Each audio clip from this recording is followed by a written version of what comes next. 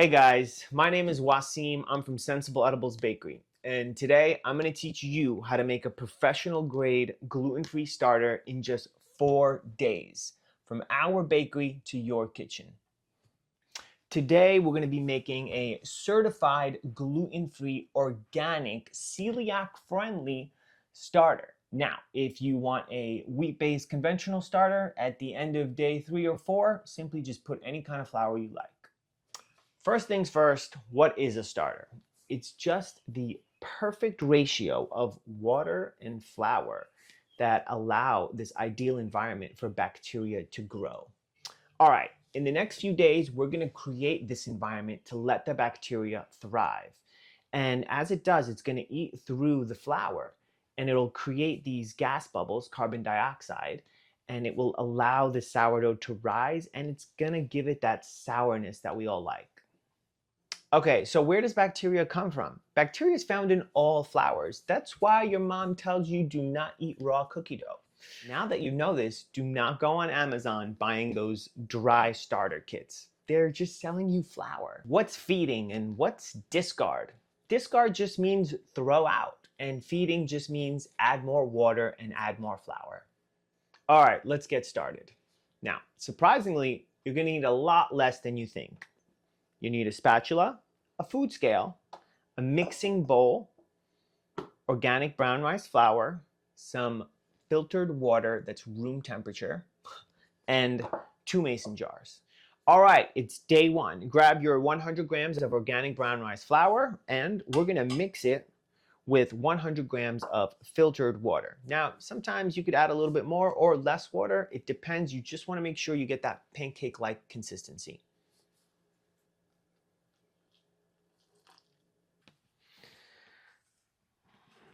All right, now, in my case, I'm gonna need to add just a little bit more water.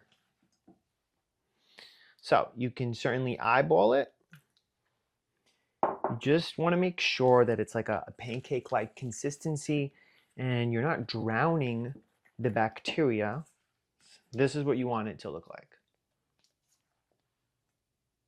Now, once you've mixed it really thoroughly, we are gonna put it in a mason jar. And you're going to leave it on the countertop at room temperature out of direct sunlight. Okay. Now, you can lid it. You know, most people will tell you just to put a piece of fabric over it, but no, lid it. The amount of gas that's going to be produced here is not going to break a glass jar in 24 hours. So not too tightly, not too snugly, just like that.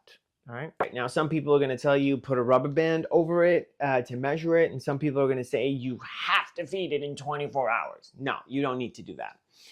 What you need to do is look for the dome shape that it's going to create in about 24 hours. And once that dome is there, that means it's thriving. Once it flattens out, that means it's almost running out of food. That's when you should feed it. All right, it's day 2. Get your 50 grams of organic brown rice flour and your 50 grams of water.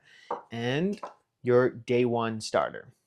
First, we're going to start with the water and then go to your starter. Only get about half of this. You don't need to be exact, just about half. And mix that really thoroughly. That's what's going to get that bacteria uniformly everywhere. All right? Then you throw your 50 grams of flour.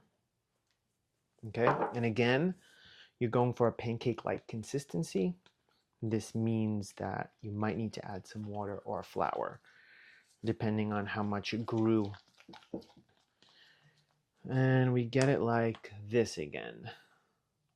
All right, now, we use carbon-filtered water because tap water, believe it or not, is kind of toxic.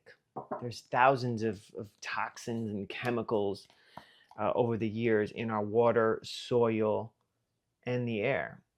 And believe it or not, but it can actually harm the growth of the bacteria. I mean, will it grow? Yeah, it might, but not in the best conditions. So when you get a chance, use carbon-filtered reverse osmosis. And again, tap it snugly.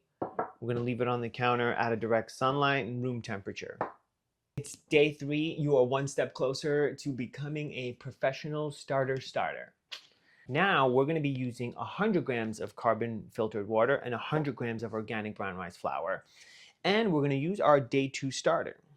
Now to start, we use 100 and 100 grams and not 50 because I know that my bacteria is really strong now and it's going to need more food within a 24-hour period. So again, about half from yesterday. Mix that really well. All right, and my flour, my organic brown rice flour. Now, why do I like to use organic brown rice flour? Well, because it's not highly processed like all these other refined flours, which are essentially devoid of nutrients, and they probably kill a lot of the bacteria. So if you want this to actually work in like 3 or 4 days, then use organic brown rice flour. All right, and again, pancake-like consistency. All right, now on day 3, you should have sensed your developing powers. So at your discretion, put your starter right in there, like this. Like that.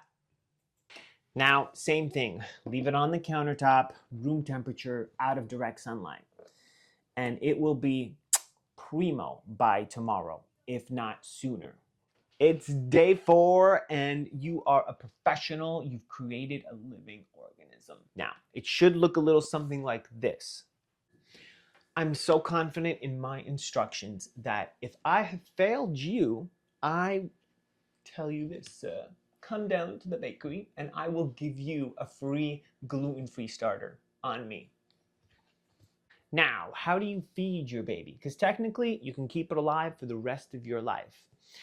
Actually, my starter here was passed down to me from early Egyptian civilization. No, I'm lying.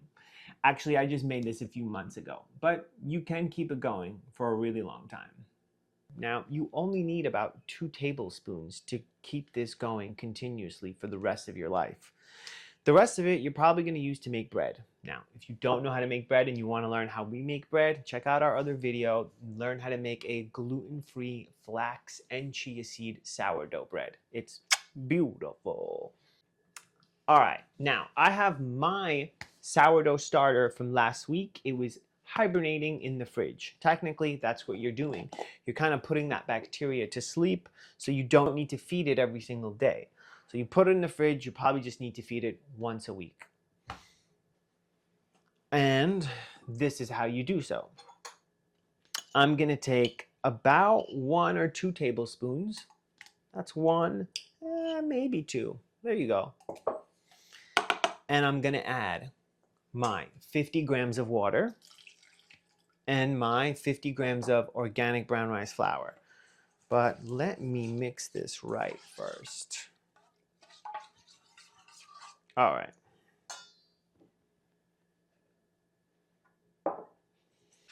All right, this isn't working. I'm gonna need a spatula for this.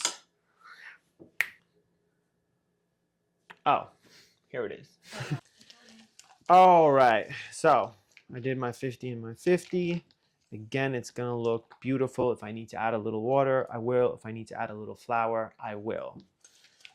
And now, when you keep it in the fridge,